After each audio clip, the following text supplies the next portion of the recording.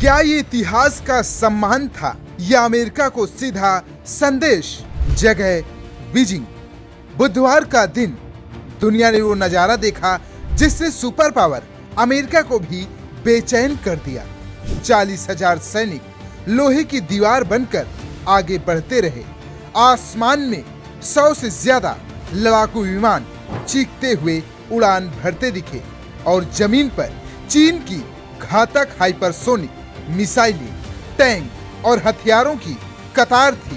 कहने को तो ये विक्ट्री डे परेड था, जापान पर जीत की 80वीं वर्षगांठ थी, लेकिन हकीकत इससे कहीं बड़ी थी। चीन ने इस परेड को बनाया अपनी ताकत का प्रदर्शन और गेस्ट लिस्ट में देखिए रूस के राष्ट्रपति व्लादिमीर पुतिन, उत्तर कोरिया के तानाशाह किम जोंग उन, ईरान के राष्ट्रपति मसूद और 25 से ज्यादा देशों के नेता मौजूद थे। चलिए अब विस्तार से पूरी खबर बताते हैं। बीजिंग बुधवार को वैश्विक सुर्खियों का केंद्र बन गया जब चीन ने विक्ट्री डे परेड 2025 का आयोजन किया।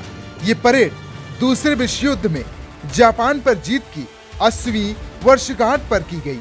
इसमें 40,000 सैनिक, 100 से ज्यादा युद्धक विमान और कई अत्याधुनिक हथियार शामिल हुए। चीन के राष्ट्रपति शी जिनपिंग ने परेड का नेतृत्व किया।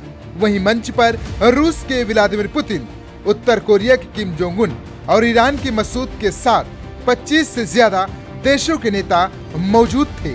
चीन का विजय दिवस दरअसल जापान पर उसकी लंबी और कठिन जीत की पहचान है। 1931 में जापान ने मंचूरिया पर कब्जा कर लिया था, जिसे चीन अपना पहला अपमान मानता है। इसके बाद 1937 में द्वितीय सीनो जापानी युद्ध शुरू हुआ। इस दौरान नानजिंग नरसंहार जैसी त्रासदी हुई, जिसमें लाखों चीनी नागरिक और सैनिक मारे गए। दूसरे विश्व युद्ध के अंतिम चरण में जापान को भारी नुकसान झेलना पड़ा।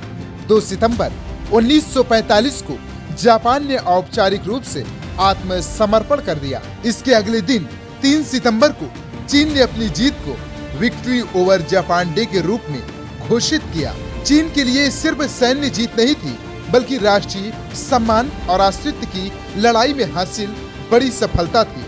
चीन की कम्युनिस्ट पार्टी इस जीत को अपने राष्ट्रीय पुनर्निर्माण का टर्निंग पॉइंट मानती है। पार्टी इतिहासकार वांग कहते हैं, जापान पर विजय ने चीन को गहरे संकट से निकालकर महान कायाकल्प की ओर मोड़ा।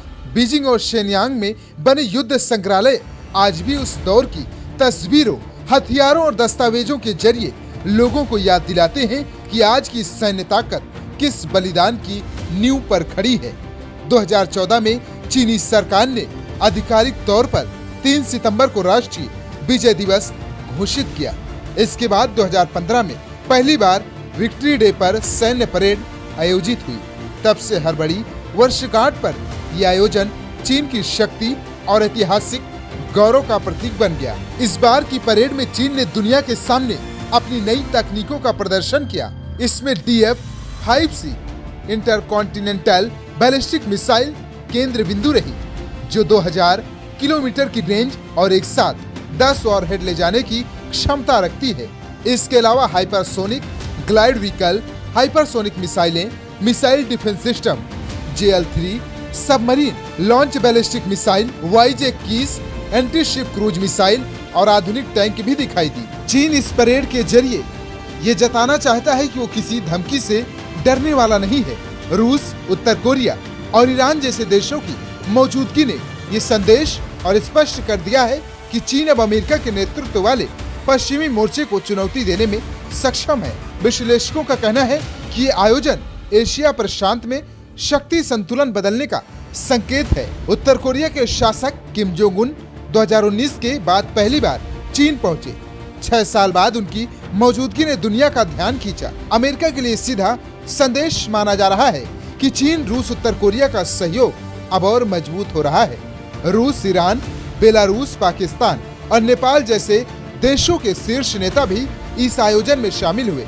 वहीं भारत, तुर्की, मिस्र, श्रीलंका और अफगानिस्तान जैसे देश इसमें शामिल नहीं हुए। ये भी स्पष्ट संकेत है कि चीन किन देशों के साथ मिलकर भविष्य की वैश्विक राजनीति में भूमिका निभाना चाहता है।